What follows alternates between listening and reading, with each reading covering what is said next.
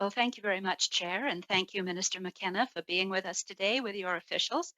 On Tuesday, we heard some very interesting testimony, in particular from Concert Infrastructure, Mr. Bain, who also worked at Infrastructure Ontario, someone very, very experienced in terms of delivering projects.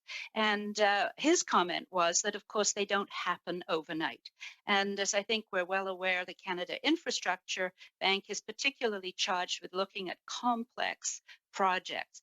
So, could you comment in terms of how you see the process that was initiated a number of years ago, how it's developing, and how you're making progress on those projects? Minister? Well, thanks very much for the question. It actually was really interesting testimony. I think you get good witnesses who have very, very different perspectives on the Canada Infrastructure Bank. But as Mr. Bain pointed out, I mean, the real opportunity is to how we look at how we can get more infrastructure built. But these projects do take a number of years. You do have to start somewhere. You do have to start with feasibility studies, with MOUs, and work up to building the projects. And this is a real opportunity. I mean, if you look at some of the projects, so I've talked about the REM in Montreal, the Alberta irrigation project that's a partnership with a conservative premier who understands the importance of the Canada Infrastructure Bank. One of a really great projects was the Anita Energy Storage Project. That's a partnership with a First Nations community, and it's going to be the largest battery storage project, I believe, in North America. And this is really how do you get more built, but also, how do we bring in Indigenous people so that they share in the benefits of this? There's a Kivalec hydrofiber link MOU that would be a transmission line, 1,200 kilometer, 150 megawatt transmission line from Nunavut to New Brunswick. The Tallston Hydroelectric Project. I could go on. There's a whole range of diverse projects that are in the priority areas. And this is really, as I said, it's about getting more infrastructure built for Canadians. That when I look at the needs, I go to communities across the countries, to mayors, for premiers, to Canadians. They want more and better infrastructure built because it creates jobs, it creates growth, it increases Canada's competitiveness, improves the quality of life for Canadians, and of course, it drives us to a net zero future because climate change is the other crisis that we're in. We're in a health and economic crisis now, but we're also in the climate crisis. And so the infrastructure bank is not the only way we are funding infrastructure, that's for sure, but it is a critically important part of our plan and an opportunity to get more and better infrastructure built. Ms. Thank you, Jessic?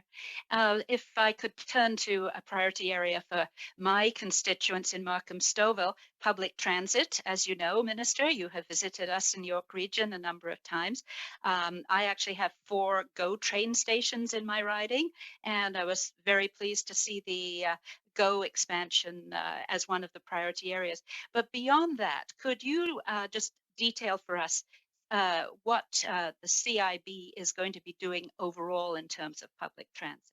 Minister? Uh, well, thank you very much. I think that this is a critical area of investment for Canada, for the Canada Infrastructure Bank. We need to deal with congestion. We need to deal with also the pollution, air pollution caused by transportation, and it's one of our largest categories of emissions.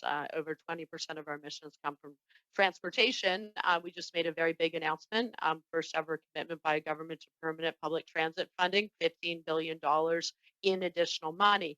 In terms of the bank, public transit is one of its 5 priority areas. There's $5 billion for the bank to invest in projects. We've seen them already investing in the REM, but there's obviously a lot of other opportunities.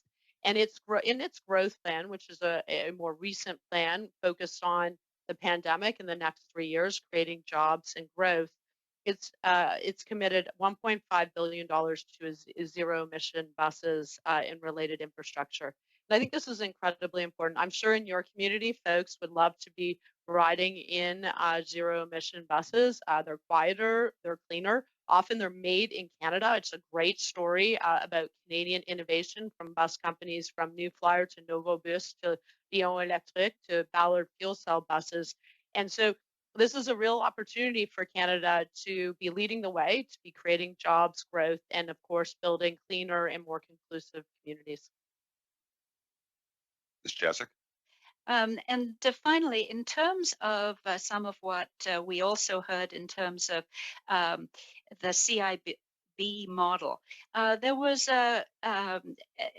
some statements made that there was some sort of mandate that assets would turn to the private sector, would become owned by the private sector. Could you please tell us if there's any mandate like that for the Canada Infrastructure Bank? Mister? So I want to be clear that this isn't about privatizing public assets. It's actually bringing in private sector investments so we can support more more infrastructure in the public interest for Canadians. I think that's a really important point.